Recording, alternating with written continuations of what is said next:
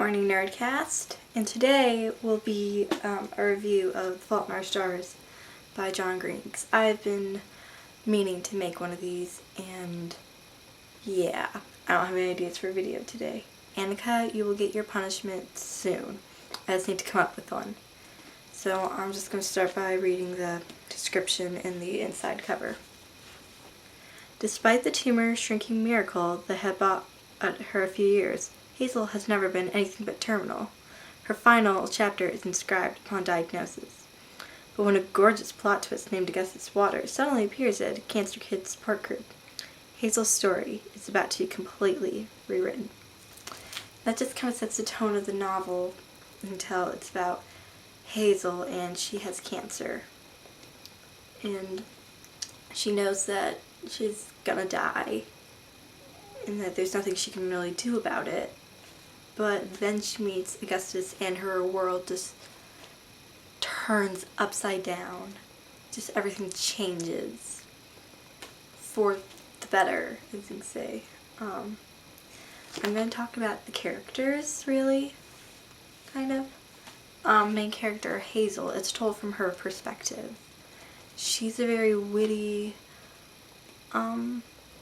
character. I really like her. A lot of people say that she's kind of heartless. Well, not really, but I've heard people say that she doesn't really react, which I can kind of agree with. She doesn't really react to some things as you think are normal, as she probably should have.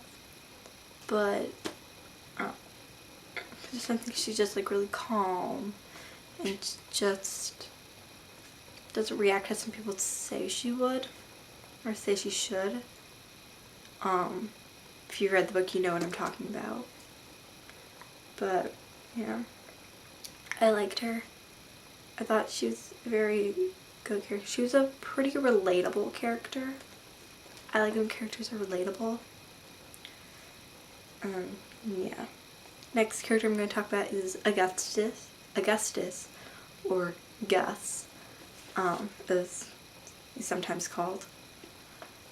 A lot of people say he is kind of too perfect, and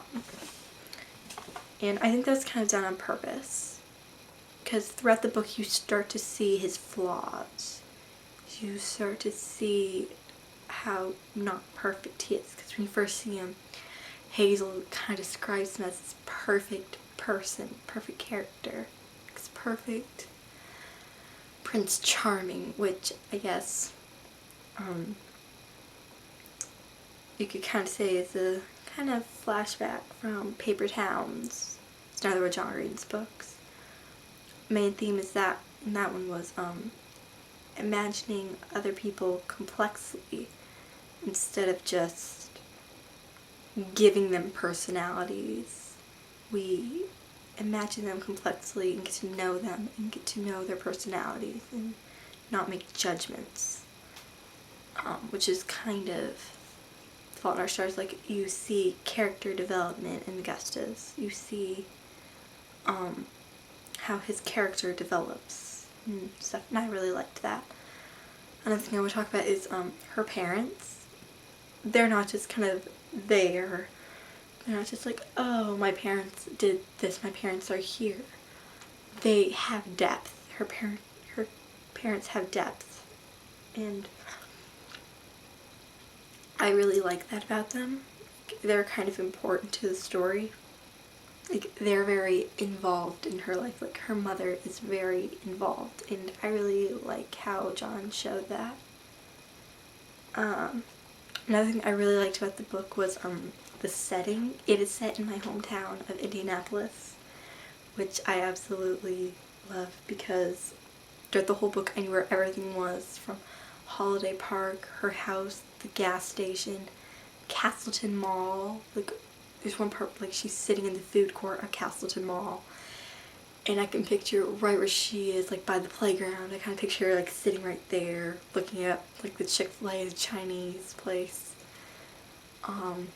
Yeah, I thought that was just really fun, and it just helped me imagine it And even if though I knew where they were, John did a good job describing it, because there were a couple places like Funky Bones where I've never been and stuff, and he did a really good job of describing those places. And he does that in all of his books. He does a really good job describing the setting without just being like, oh, it looks like this and this, like throughout. Like, he does a good job of just describing and giving you like the feel of the place. I'm gonna share one last thing with you. In one part, Augustus asked Hazel to recite a poem, which I think like she had started reciting it earlier in the book and hadn't finished, and she just said the end. And it is the love song of J. Alfred Prufrock by T.S. Eliot, and I love this poem so much. I first read it like a month or two before I read The Fault in Our Stars, so I read it, I'm just like, oh my god, I know where this is from. And I just want to read you this last section that she reads. I've heard the mermaids singing, each to each. I do not think they will sing to me. I have seen them riding seaward on the waves, combing the white hair of the waves blown back, when the wind blows and the water's white and black. We have lingered in the chambers of the sea by sea-girls wreathed in seaweed red and brown, till human voices wake us, and we drown. And I just really like that, and I like that he kind of incorporated that. Because one thing about Hazel is she can't breathe very well because of the cancer. She has to be on oxygen.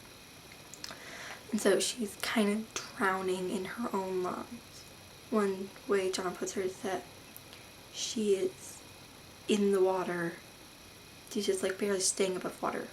Barely like not drowning in like her own lungs.